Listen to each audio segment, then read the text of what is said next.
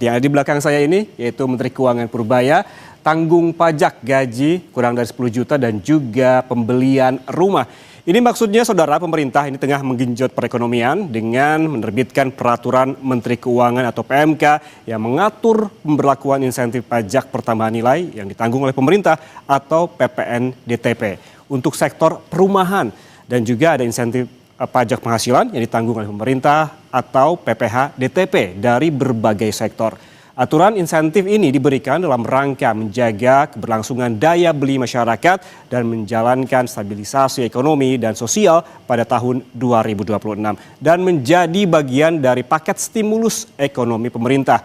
Pertanyaannya saudara, lalu apakah insentif ini efektif untuk mencapai tujuannya mengingat sektor yang disasar tidaklah populer? Kita lihat ke data berikutnya. Nah, ini dia saudara. Kita ke PPh Pasal 21 yang bebas potongan. Kebijakan ini ditetapkan dalam Peraturan Menteri Keuangan dalam rangka stimulus ekonomi tahun anggaran 2026. Lalu syaratnya apa?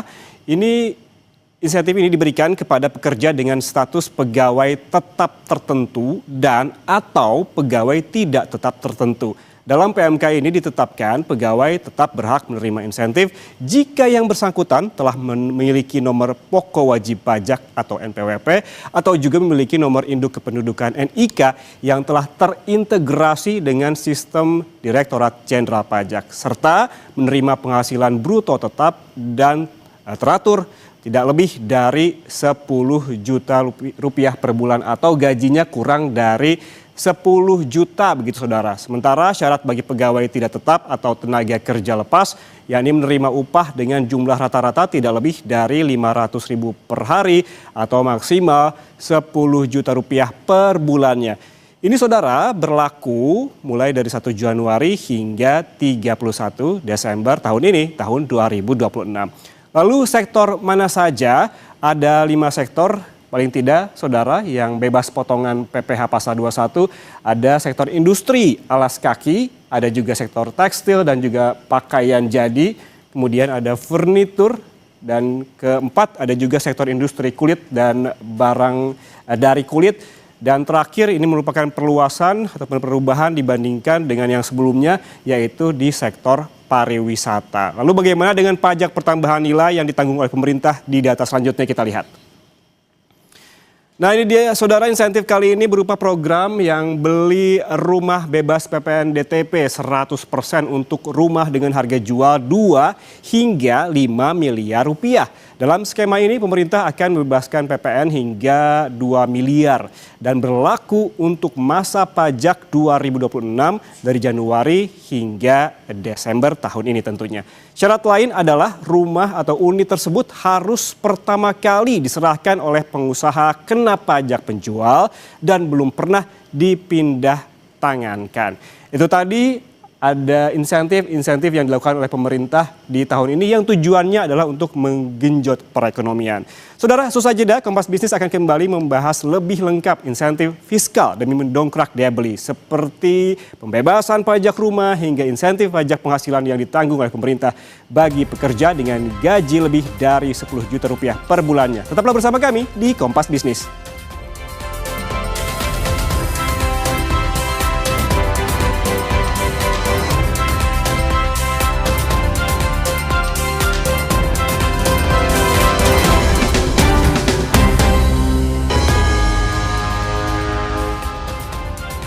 Anda masih bersama kami di Kompas Bisnis, saudara, untuk membahas lebih lengkap insentif fiskal demi mendongkrak daya beli seperti PPN DTP untuk pembelian rumah tapak dan juga apartemen dengan harga di bawah 5 miliar rupiah hingga insentif pajak penghasilan ditanggung pemerintah atau PPh DTP bagi pekerja dengan gaji lebih dari 10 juta rupiah per bulan. Kita langsung berbincang dengan ekonom Indef Abra Talatov. Selamat pagi Mas Abra. Selamat pagi, Mas Ian. Mas Abra, ini menurut Anda, apakah insentif PPN DPT dan juga PPh DPT 100% yang tadi saya bacakan begitu dan juga paparkan, akankah ini efektif untuk menggenjot perekonomian? Ya, saya melihat bahwa pemerintah dalam rangka menjaga daya beli masyarakat ya ketika melanjutkan kebijakan insentif PPh 21 DTP ini memang ini menjadi strategi instan ya untuk bagaimana caranya memberikan dorongan terhadap ekonomi kita khususnya dari konsumsi rumah tangga karena kita mengetahui bahwa pertumbuhan konsumsi rumah tangga ini dalam 2 tahun terakhir ini sangat rendah ya, di bawah 5%. Di kuartal 3 tahun lalu hanya tumbuh 4,89%. Padahal pemerintah di sisi lain punya target pertumbuhan tinggi. Itu tahun ini saja 2026 pemerintah menargetkan pertumbuhan sampai 5,4%. Padahal ya konsumsi rumah tangga ini berkontribusi paling besar terhadap GDP 53%. Nah, artinya memang strategi untuk memberikan insentif adalah menjadi strategi yang paling realistis yang dilakukan pemerintah dalam jangka pendek. Kenapa? Karena masyarakat akan mendapatkan penghasilan secara utuh. Nah, tetapi memang kalau kita melihat sasarannya ya dari PPh 21 DTP ini mencakup 5 sektor ya, itu kan kurang lebih akan mengenai 1,7 juta pekerja. Kalau kita bandingkan dengan jumlah pekerja kita 145 juta, artinya ini hanya 1,2%. Memang ya sangat kecil lah dibandingkan jumlah pekerja kita secara nasional. Tetapi dengan insentif tersebut, pemerintah sudah akan mengalokasikan kurang lebih sekitar 800 miliar. Ya paling tidak ini bisa membantu mempertahankan daya beli masyarakat untuk sektor-sektor yang memang termasuk sektor padat karya.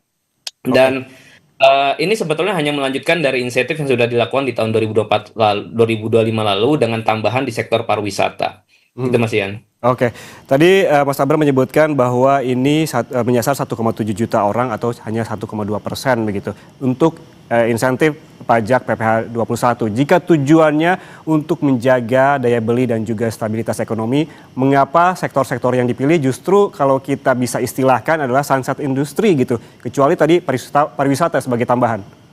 Iya. Ya karena memang sebetulnya ini sangat urgent diberikan pemerintah insentif kepada 5 sektor tadi karena pertama tadi sektor tersebut menjadi sektor yang sangat besar menyerap lapangan kerja. Jadi ketika industri itu nanti disrupsi dengan adanya ekonomi yang melambat, dikhawatirkan nanti justru akan terjadi PHK besar-besaran dan itu justru resikonya akan jauh lebih besar lagi. Makanya memang insentif itu menjadi pilihan yang paling rasional. Dan kedua, saya melihat bahwa di industri tersebut juga sedang berjuang untuk bisa survive karena jika Hmm. melihat data kredit di sektor-sektor tadi, khusus sektor manufaktur, itu pertumbuhan kreditnya memang sedang mengalami tren perlambatan. Bahkan misalkan saya lihat untuk sektor industri manufaktur ya di tahun 2025 lalu itu tumbuh di bawah 10%. Nah, kemudian yang kedua juga yang menjadi concern adalah di kredit UMKM. Nah, Hmm. UMKM ini kan kita tahu bahwa menjadi penyerap lapangan kerja yang paling besar juga. Nah, sampai di bulan Juli 2025 lalu pertumbuhan kredit UMKM itu hanya 1,7%. Jadi sangat rendah, padahal di Hmm. tahun-tahun sebelumnya bisa tumbuh 9%. Artinya ini memang sudah menjadi alarm serius buat pemerintah untuk bisa menjaga daya beli masyarakat. Makanya insentif ini saya pikir akan memberikan manfaat kepada dua sisi, sisi konsumennya dan juga sisi produsen. Karena dengan daya beli yang terjaga, artinya kan produksi ini akan tetap ekspansif ya. Diharapkan PMI kita bisa terus berada di jalur yang positif, gitu Mas Ian. Oke, kalau ini menjadi alarm serius Mas Abra, apakah memang seharusnya ini juga dilakukan terhadap sektor-sektor industri lainnya? Iya, ya saya pikir pemerintah kan punya prioritas ya untuk memberikan insentif ini karena juga terkait dengan bagaimana menyimbangkan antara beban yang dikeluarkan tadi ya berupa PPh yang ditanggung pemerintah dengan juga proyeksi penerimaan negara. Karena di tahun 2026 ini juga pemerintah sepertinya akan tetap menghadapi resiko untuk bisa mengejar target penerimaan pajak ya. Apalagi di tahun 2026 ini pemerintah memproyeksikan rasio penerimaan perpajakan kita akan sedikit mengalami kenaikan 10,48% terhadap GDP. Padahal kalau kita lihat ya berbagai sumber penerimaan negara kita khususnya dari sumber daya alam karena terjadi kontraksi harga komoditas ini juga menjadi pukulan bagi penerimaan negara kita sehingga pemerintah memang tidak bisa juga memberikan insentif secara lebih luas kepada semua sektor. Jadi memang ada sektor-sektor yang diberikan fokus oleh pemerintah di tahun 2026 ini. Oke, apabila kita bisa tampilkan kembali mungkin grafis yang tadi soal sektor mana saja yang mendapatkan insentif dari pemerintah, begitu ada 5 sektor tadi dengan perluasan pariwisata. Kalau kita melihat industri yang sebelumnya, sebelum ada perluasan di pariwisata, begitu itu seperti industri kulit, ataupun kaos kaki dan lain-lain. Tiba-tiba diperluas dengan ada sektor pariwisata. Menurut Anda, apakah perluasan ini sudah tepat dilakukan?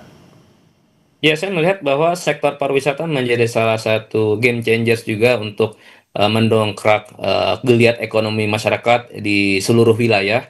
Ya, karena dengan sektor pariwisata ini saya pikir juga punya multiplier effect terhadap sektor-sektor lain, ya UMKM, kemudian juga perdagangan dan lain sebagainya. Dan jika melihat kembali saya ingin menampilkan realisasi penerimaan pajak kita dari PPh orang pribadi PPh 21 ya sampai bulan Oktober, sebetulnya pemerintah ya sudah menghadapi tekanan PPh 21 orang pribadi itu terkontraksi 12% sampai bulan Oktober tahun lalu. Jadi tadi saya ingin mengulas sedikit lagi kenapa ini belum bisa diperluas di sektor lain, karena dengan kondisi saat itu saja ya, di Oktober tahun lalu pemerintah sudah harus tekor ya sampai 12,6%. Nah, jadi memang ini pilihan yang cukup dilematis, tapi di sisi lain tetap harus ada ekspektasi yang harus dijaga oleh pemerintah. Di sisi Oke. lain yang kita tahu bahwa pemerintah juga sudah berupaya mendorong ya intermediasi di sektor keuangan dengan injeksi 200 triliun lebih, tetapi memang kita melihat realisasinya masih cukup rendah. Tadi saya katakan Oke. pertumbuhan kredit kita secara nasional hanya 7%, dan itu juga menjadi cermin bahwa daya beli masyarakat yang belum kembali pulih secara optimal seperti periode sebelum COVID-19. Oke, terkait dengan pemilihan sektor seperti Mas Abra tadi sebutkan bahwa juga ada dilematis dalam hal ini. Analisis Anda, apa yang membuat 5 sektor ini jadi prioritas? Ada apa dengan sektor industri lainnya misalkan? Atau ini sektor lainnya sebetulnya hanya nunggu giliran saja untuk mendapatkan insentif? Ya, ya, kalau kita bicara insentif fiskal ataupun kebijakan fiskal, memang secara ideal ya kebijakan fiskal itu kan seharusnya tidak boleh diskriminatif, harus juga bisa Hmm, dirasakan oleh seluruh komponen, seluruh sektor ya. Tapi mungkin bentuk-bentuk insentif itu ya bisa bervariasi, tidak hanya dengan pemberian PPh 21 DTP tadi, tapi juga ada insentif lain seperti misalnya yang juga di tahun lalu sudah dikeluarkan oleh pemerintah, program magang nasional di mana peserta magang itu mendapatkan uang saku ya ataupun mhm. gaji yang setara UMR, dan juga ada insentif lain, dan bahkan juga misalnya ada tetap diberlakukannya program perlindungan sosial dengan jumlah yang cukup besar sampai 500 triliun di tahun 2026 ini, dan mengalami kenaikan juga di atas 10% di tahun 2026 ini. Jadi itu menjadi bentuk strategi lain pemerintah untuk Mhm. memberikan insentif menjaga daya beli masyarakat di seluruh kelompok masyarakat. Oke, kalau kita tarik lebih dalam begitu kepada perusahaannya Mas Abra, kan insentif ini menyasar bukan hanya pegawai tetap namun juga pegawai tidak tetap. Sebetulnya apa untung ruginya dalam hal ini? Ya, ya, karena memang tantangan pemerintah untuk menciptakan lapangan kerja yang besar ini masih cukup berat, ya.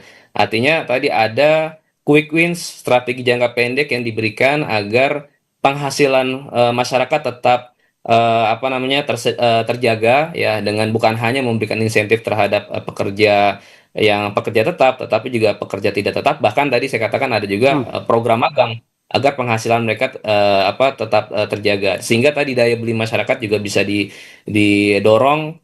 Dengan begitu ya ada ekspektasi yang lebih tinggi lagi, sehingga sektor real ya sektor manufaktur juga bisa melakukan ekspansi bisnis mereka, dan pada akhirnya ini menjadi sentimen positif juga buat investasi di tahun-tahun mendatang. Jadi saya pikir ini menjadi seperti siklus, ya harus dimulai dengan menciptakan ekspektasi yang positif dulu dari sisi konsumsi masyarakat. Oke, kalau kita membahas lebih jauh terkait dengan pegawai tetap dan juga pegawai tetap yang juga sama-sama mendapatkan insentif ini.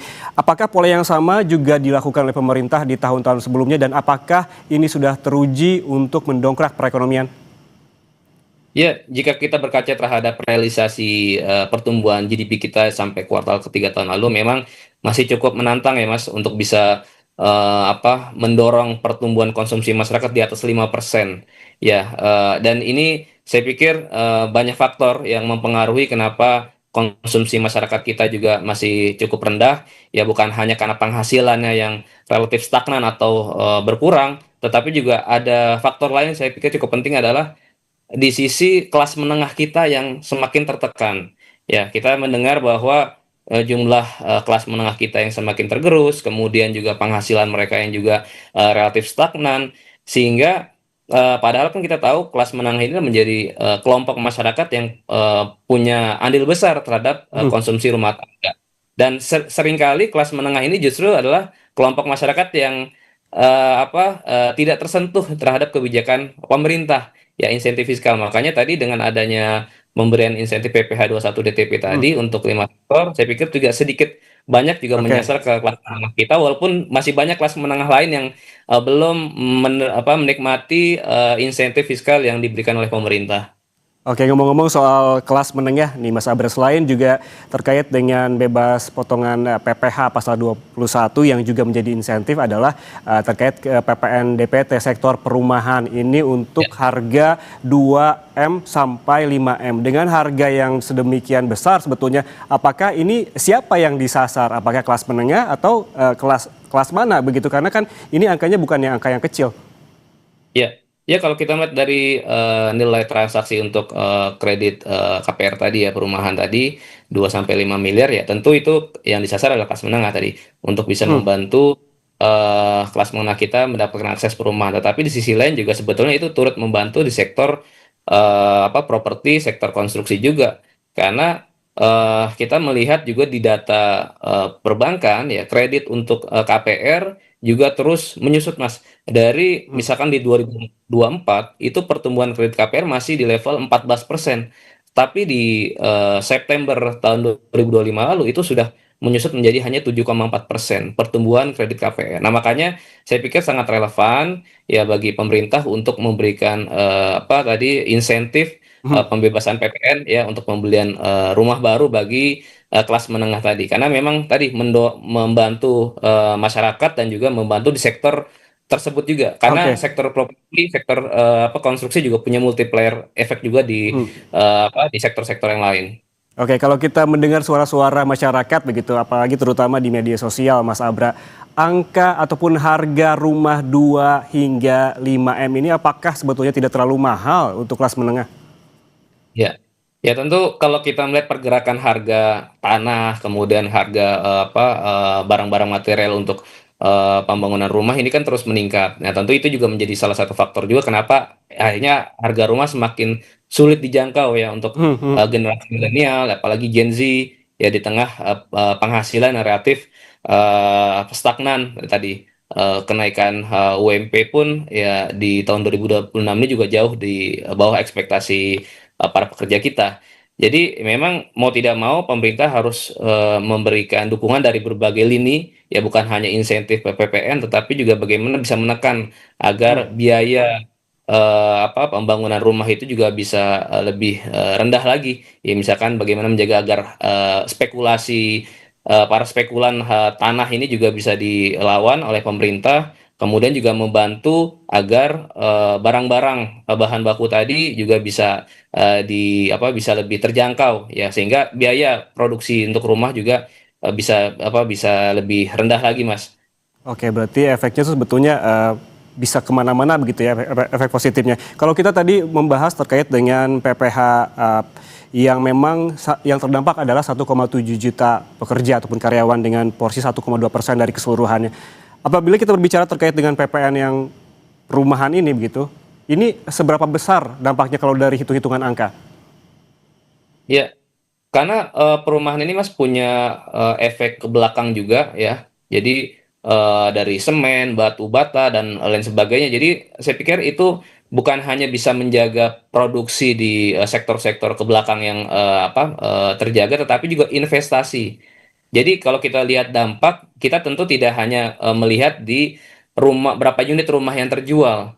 gitu, atau berapa besar kredit KPR yang tersalurkan. Tetapi juga ada dampak-dampak ikutan lain ya, inward looking-nya juga, backward looking-nya juga Mhm, tercipta dari efek kebijakan PPN yang ditanggung pemerintah tadi, Mas, penghapusan PPN untuk perumahan.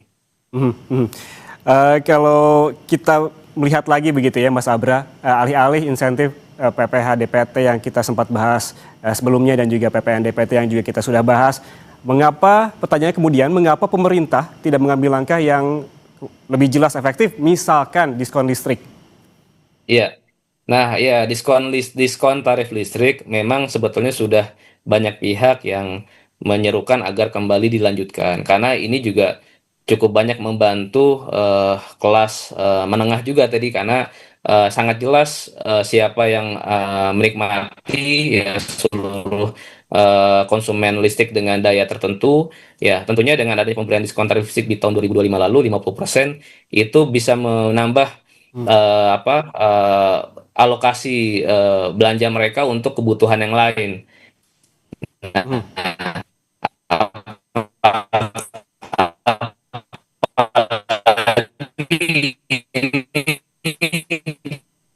baik,